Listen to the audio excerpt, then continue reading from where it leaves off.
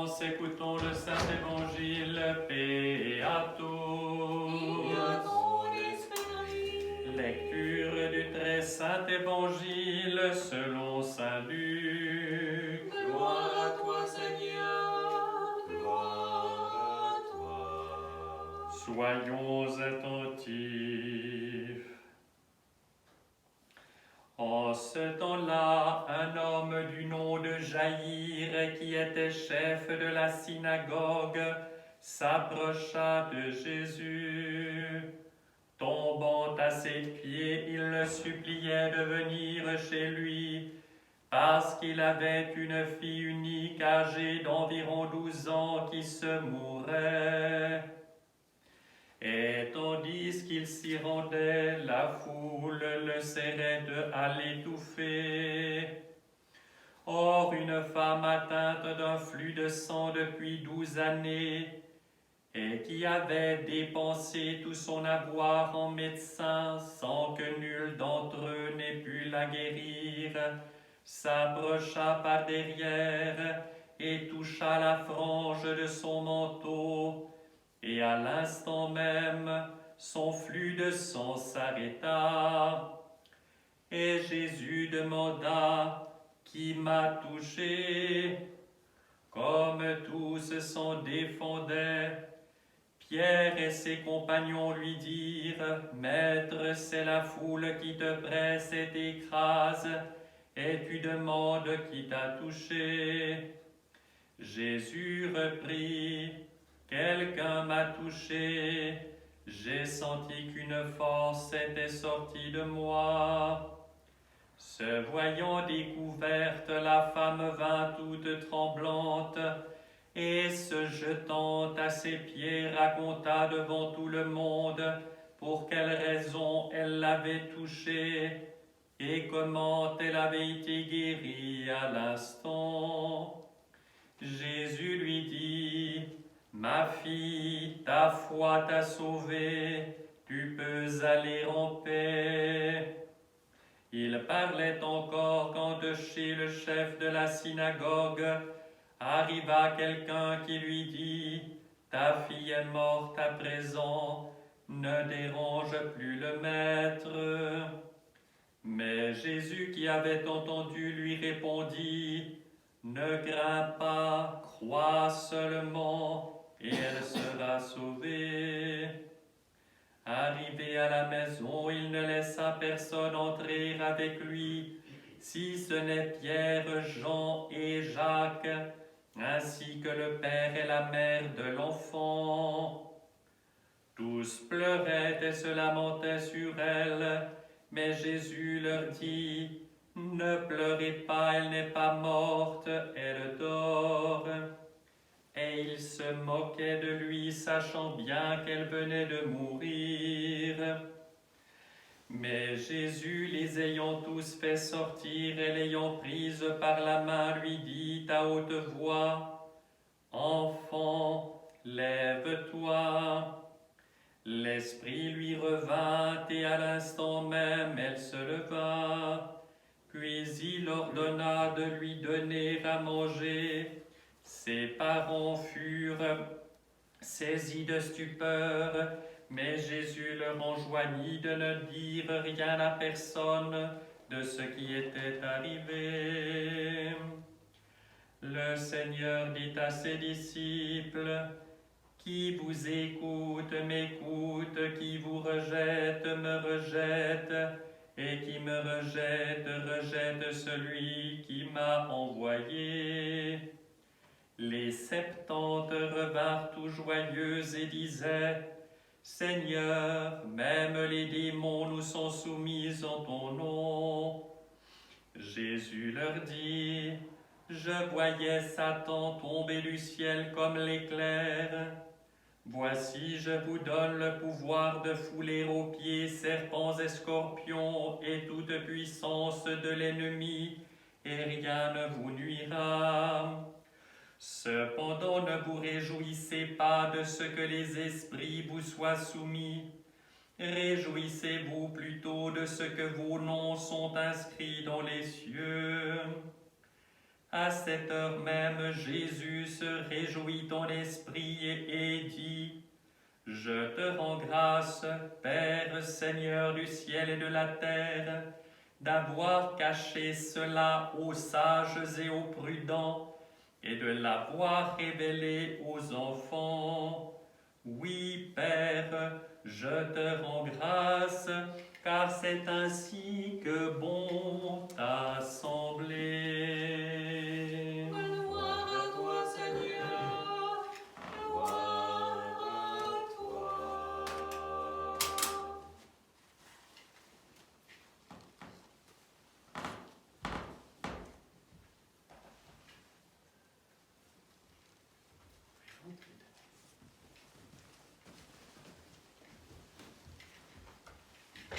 Au nom du Père et du Fils et du Saint-Esprit, ainsi soit-il. Chers frères et sœurs,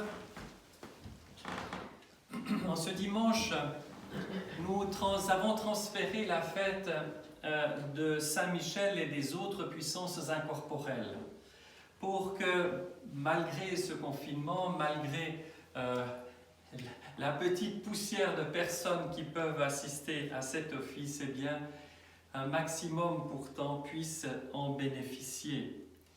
Véritablement, cette fête des saints anges est essentielle parce qu'elle nous fait comprendre, au fond, que nous ne sommes pas de la terre, mais que nous sommes du ciel. Que le Seigneur, dans sa création, dans sa bonté infinie, lorsque nous pensons à qui il est, nous réalisons qu'il est essentiellement amour. Que cet amour est si parfait qu'il se suffit à lui-même. Il n'a besoin de rien d'autre pour être parfait. Mais parce qu'il est amour, il est don. Il veut se propager, il veut se communiquer, si vous voulez. Et c'est pour cela qu'il a tiré du néant à l'existence les puissances incorporelles, pour qu'elles soient comme un miroir de cet amour, qu'il y ait comme un échange, une communication, une circulation d'amour. Et les puissances incorporelles innombrables, au témoignage de l'Écriture sainte, ont pour tâche première, est-ce vraiment une tâche, plutôt comme une respiration naturelle d'adorer et de louer Dieu. L'expérience spirituelle de l'Église et des Saints-Pères nous dit qu'ils sont rangés en 9 ordres différents. Ça n'est pas là tant la question de savoir combien il y en a, qu'est-ce qu'ils font, etc.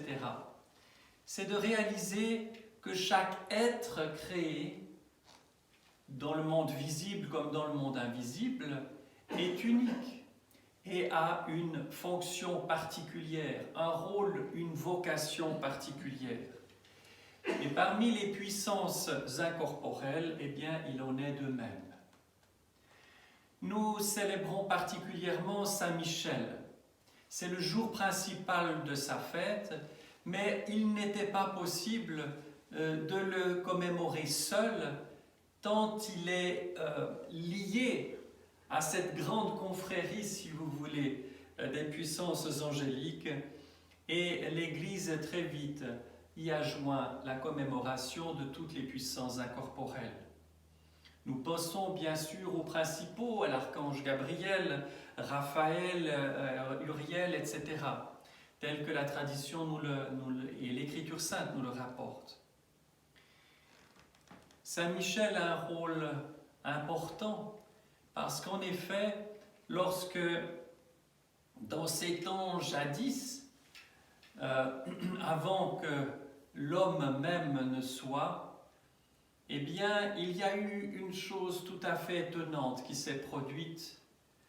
C'est cette révolte de l'un des plus hauts, si vous voulez, ou des plus riches dans la densité et proximité avec Dieu, il s'agit de Lucifer, s'est révolté contre Dieu et a ainsi été précipité hors de cette communion, hors de ce flux d'amour et entré dans les ténèbres.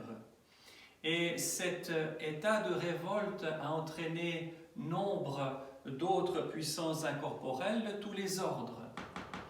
Et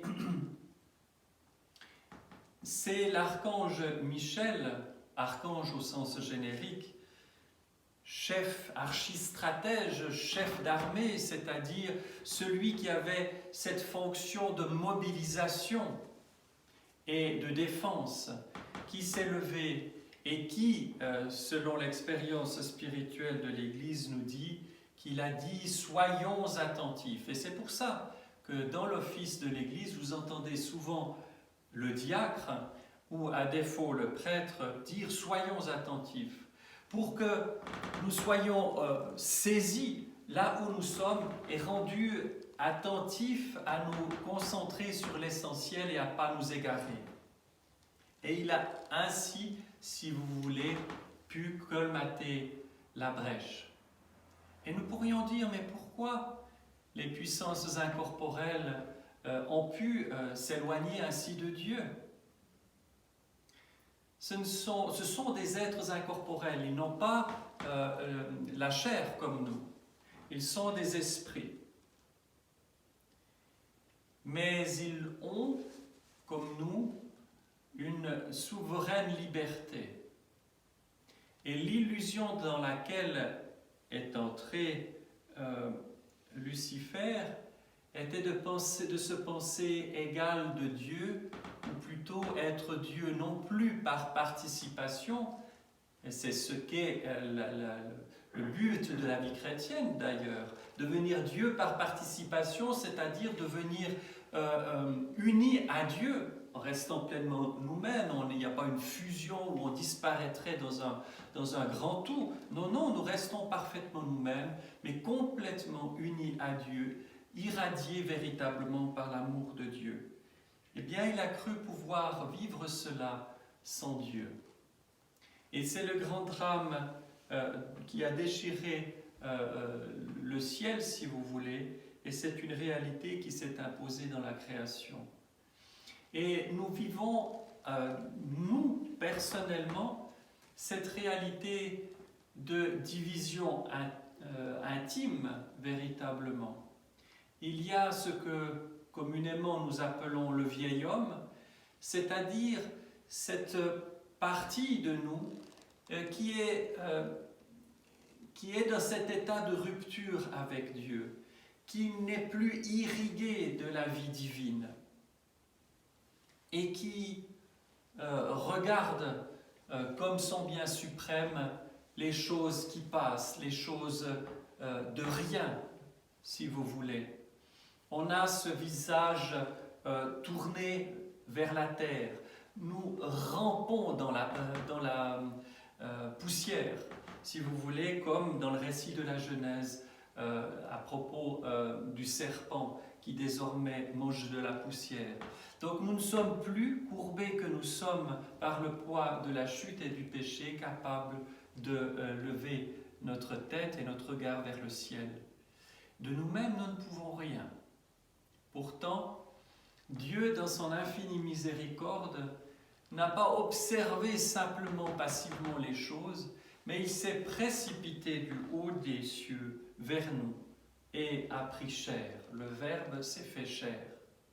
Et comme vous le savez, le Christ n'est pas resté extérieur à nous, et en prenant cette chair, en assumant cette pesanteur, eh bien, étant Dieu, il a pu la revivifier de dedans et permettre que l'homme puisse, ait cette potentialité de se relever et de tourner son regard véritablement vers Dieu, et à partir de là, d'ouvrir la porte, ne fût-ce que par le petit trou de la serrure, tout petit, laisser la vie divine, la vie du Saint-Esprit entrer, pénétrer à l'intérieur de sa nuit et être illuminé à l'intérieur de son âme et retrouver la vie ressuscitée au fond.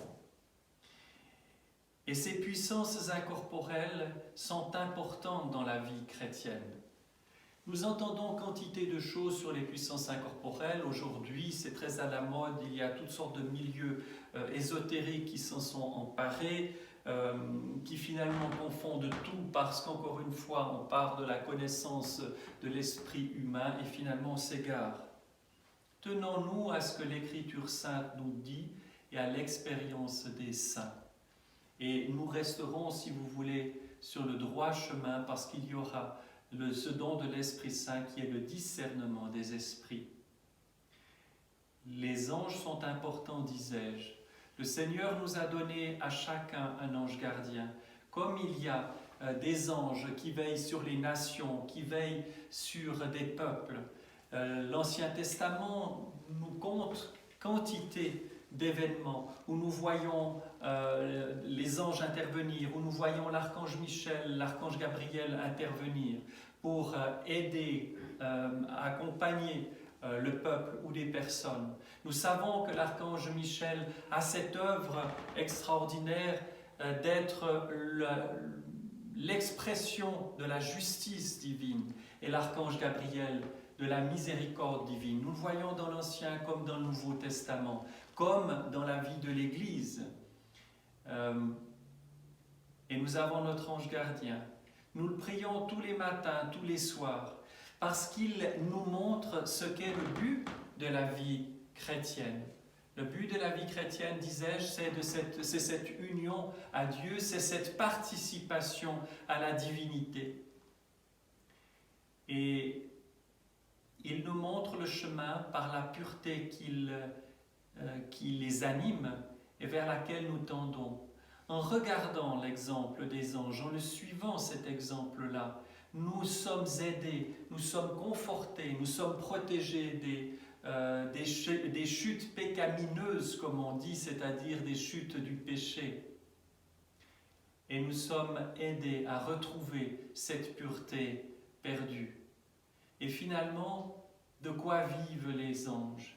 Ils vivent de la contemplation de la face de Dieu. C'est ce qui les maintient en vie, c'est ce qui les enrichit, c'est ce qui leur permet de progresser. Heureux les cœurs purs, car ils verront Dieu. Nous voyons dans les béatitudes que cette parole-là définit ce que vivent les anges et ce que l'homme est appelé à vivre. Parce que dans la création, avant la chute, l'homme était participant de cet ordre angélique. Il était le pont entre le monde invisible et le monde visible. C'est le sens de la création de l'homme lorsqu'il règne sur la terre, lorsqu'il soumet la terre. Il la soumet en tant qu'ange, si vous voulez. C'est-à-dire qu'il offre cette création tout entière. Et par sa fonction de souveraineté, si vous voulez, eh bien, il permet à cette création matérielle de recevoir la plénitude de la lumière divine. Quelle dignité est donc donnée à l'être humain? Et nous voyons que notre chute, très souvent, nous a fait tomber tellement bas que nous sommes bien souvent en dessous dans la réalité de nos vies, de nos pensées, de nos actes, de nos paroles, de ce que vit la création, les animaux, les plantes. Et ce n'est pas pour diviniser les plantes ou les animaux. Ils ne sont pas supérieurs à nous. Ils attendent, la création attend le relèvement de l'homme, attend que cette consolation du Saint-Esprit soit donnée pour que l'homme, retrouvant sa place et sa dimension, il puisse être dans ce rôle de prêtre qui est celui d'offrir la nature, offrir la création à son Créateur. Retrouver notre dimension, retrouver notre dignité, retrouver notre place qui est le pont entre le monde invisible et le monde visible. Donc, nous devons réaliser que nous sommes des esprits, des personnes, des êtres, spirituels qui avons besoin de mettre cette dimension-là au centre de notre vie. Si nous réalisons cela, si notre priorité est de ne jamais être séparés de Dieu, pas de point de vue rationnel, intellectuel, mais expérimental, et cela passe par l'expérience de l'amour de Dieu. Et lorsque notre cœur est desséché, lorsque notre cœur est dans les ténèbres, eh bien, il faut l'appeler au secours, le Seigneur, et lui dire « Seigneur, serre-moi dans tes bras ». Ça paraît un peu enfantin comme expression, mais peut-être devons-nous, et c'est ce que nous avons entendu dans l'Évangile tout à l'heure, il faut que nous redevenions des enfants. Quand le Christ se réjouit en esprit et remercie le Père Céleste d'avoir caché ça aux sages, aux savants, etc., et aux prudents, et de l'avoir révélé aux enfants. Alors, chers frères et sœurs, ne désespérons pas de notre situation. Soyons absolument tournés vers le Christ, notre Dieu, et nous verrons la vie divine recouler à l'intérieur de nous très naturellement. Nous pourrons voir la face de Dieu comme les anges, comme les saints. C'est pour cela qu'on dit de certains saints qu'ils sont des anges dans la chair.